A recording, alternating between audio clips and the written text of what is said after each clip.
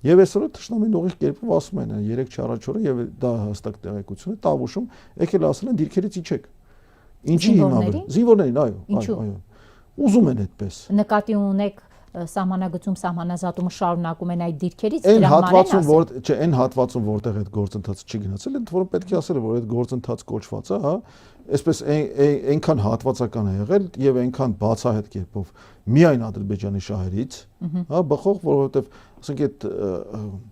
փոխանցված տարածքների հարևանությամբ կան տարածքներ, որոնք որ ՀԽՍՀ տարածքում են եղել եւ այդ տարածքների որևէ փոխանցում Հայաստանի Հանրապետության իրավասության տակ չի տեղի ունեցել։ Ասում եք եկել ասել են դիրքերից իջեք, այսինքն ձեր գնահատմամբ հիշում եք ավելի վաղ Հայաստան-Ադրբեջան սահմանագծման սահմանազատման հանձնաժողովները հայտարարություն տարածեցին, որ շարունակում են այս գործընթացն է հիմա, որտեղ կար տպավորություն, որ փակուղի է ոչ մի բան տեղի ունի։ Իհարկե ոչ, դա այդ գործընթացը չէ։ Սա ուղիղ կերպով դիրքային ագրեսիա է առանց կրակոցների։ Այսինքն եկել են ասել են գնացեք այդ տարածքներից ոնց որ ժամանակին ասենք Շորնող Գորիս Կապան եւ այլն այդ տարածքում էր տեղի ունենում, որ ուղղակի գալիս են ասում են վրընդում էին տարածքից։ Դուք ուզում եք ասեք որ Հայաստանի տարածքը հանձնվում է լուռ ու մունջ թաքուն։ Մենք հետո դրա մասին կիմանանք ինչպես իմացանք Սյունիքի դեպքում։ Մենք հետո կիմանանք որ այո այս մի դիրքն ենք դիրքից ենք իջել ինչպես հիշում եք հայտարարություններ էին արվում որ Սարի Գագաթը տարվա 6 ամիսը բանի մեջ է ում է պետք է այդպեսի Սարը մեզ բայլ կամ այդ Սևլիջի 30% ինչա որ մենք դրա համար կռիվ անենք բայց ինչի համար պետք է կռիվ անենք ասում եմ մի կռվեք ապրեք Էմես չի թողում ապրենք մեր թշնամիները ուղիղ կերպով ասում են որ իրենց նպատակը եւ թղթի վրա գրված նպատակներ է եւ այդ նպատակները ընդհանրապես հայտարարվում են նաեւ այդ ում նաեւ թուրքական պետությունների այսպես համագործակցության կազմակերպության շրջանակներում հա ինտերնետը հեղեղված է այդ նկարները որտեղ Հայաստանի Հանրապետության տարածքը չկա ընդհանրապես Հայաստանի Հանրապետություն ուղղակի չկա եւ դա գրված է իրենց նպատակների մեջ այն 100 տարվա ծրագիրը Քեմալի որ նաեւ փաստագրված փաստաթղթավորված որ ամեն ինչ անենք որպեսզի Հայաստանը ոչնչանա իրենք այդ ծրագիրը շարունակում են պաշտոնապես են շարունակում հիմա Փաշինյանը Քեմալի ծրագրի ջրաղացին ջուր լցնողն է թե ոչ Եթե գնում ես հանրությունը պարակտելու եթե գնում ես քո սեփական ժողովրդին պատերազմով վախեցնելով ունեզուրկ տնազուրկ անելով այո դա բայց իրական Հայաստանի գլխին կախված չէ դուք ասում եք էլի խնդրեմ որպեսի մեջ չբերենք տարատեսակ զառանցանքներ էլի չկա իրական Հայաստան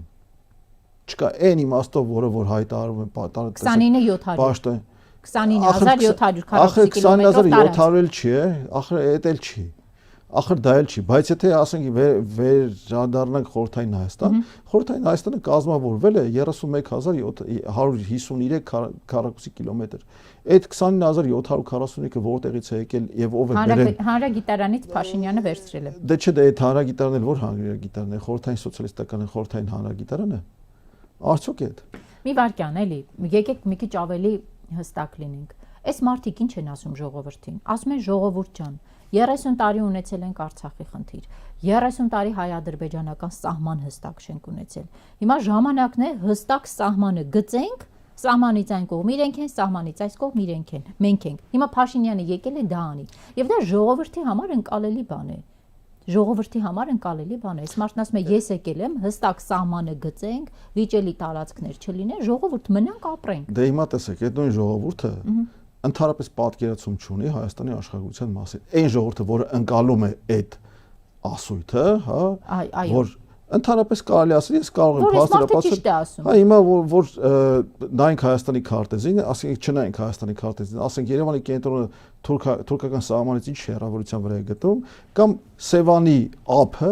հայ-ադրբեջանական շփման գծից ինչ հեռավորության վրա է գտնվում ես թվերը ասեմ կարող եք հետո քարտեզով ստուգել Սևանի ափի ամենափոքր ամենամոտ կետը շփման գծից 5.5 կիլոմետր է որ ընդհանրապես ասած ոչ մի բան է ռազմական առումով այնտեղ խորություն էլ չկա ընդհանրապես հա ասենք 120 մմ-անոց ականանետը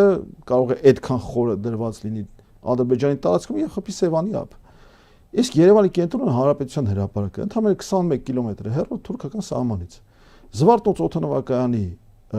թռիչքուղին 14-13 կիլոմետր հեռու թուրքական սահմանից Իսկեն մենք այսօր չունենք Հայաստան որը պաշտպանված է ինչ-որ խորությամբ, ինչ-որ բնական արգելքներով եւ այլն եւ այլն։ Արաքսը այնքան է ցամաքած, որ թուրքական տանկերը առանց պանտոնային կամուրջների կարող են անցնել։ Մենք էլ այնա Մարգարեի կամուրջ ենք վերականգնում, վերանորոգում եւ պատրաստվում։ Որը մեր համար չի օգտագործվում։ Այո, որը հավատացեք ինձ, եթե թուրքերը ուզենան, դրանով անցնում են իրենց տանկերը, գան ինչ-որ ոստիկանական միսիայով կամ ժանդարմական միսիայով Հայաստանում ինչ-որ կարգ ու կանոն հաստատեն։ Այսինքն կառուցեցին, որ Թուրքիայի հետ առևտուր անեն, բայց թուրքական տանկերը այդ կամուրջը տեսեք, առևտուրը Թուրքիայի հետ առևտուրը, ուղիղ առևտուրը, դա ուղիղ կերպով Հայաստանի տնտեսական կործանումն է նշանակում։ Թուրքական տնտեսությունը այնքան ուժեղ է եւ այնքան, այսպես ասած, կառուցվածքով այնքան կառավարվող, որ ու ես վստահ եմ նաեւ, որ դա հիմա էլ տեղի ունենում, հայերի հետ առևտուր անող ցանկացած թուրք առևտրական հաստատ սուբսիդիայի ինչ որ դոտացիաներ ունի իր շահույթը կամ հնարավոր վնասը փակելու համար, որի նպատակը մեկն է, դրա այդ ամբողջի նպատակը մեկն է՝ թույլ չտալ Հայաստանի տնտեսական զարգացում։ Ոնց որ ժամանակին այսպես նախորդի իշխանությունների ձեռքով իրականացրեցին Հայաստանի դեինդուստրիալիզացիան, այսօր Հայաստանում համարը պլաստիկ չի արտադրում, այն դեպքում երբ որ մենք համարը ամբողջ ներկում է, մտեք ցանկացած քիչ թե շատ մեծ տնտեսական ապրանքների խանութ, ապրանքի 90%-ը թուրքական ծագում ունի։ Վրան էլ մեծ տարերով գրած է Made in Turkey, հա։ Ինչի մենք չենք կարող դա արտադրել, վստահ եմ եւ Հայաստանում կան արտադրական ձեռնարկություններ, որ կարող են կարող է մի քիչ թանկ լինի սկզբից, կարող է մի քիչ մրցունակ չլինի, կարող է մի քիչ որակային չլինի, բայց երբ որ դու վարում ես երկրի շահերին, պետության շահերին ուղղված տնտեսական քաղաքականություն, կարող ես նաեւ դրան դիմագրավել։ Այնա տեսնում ենք Տրամպը ինչ անում, հա։ Մաքսատուրքերով եւ մնացած ամեն ինչով ընդ որում թքած ունեն բարի համաշխարհային մաքսային միության կամ առևտրային կազմակերպության կարգ ու կանոնի վրա։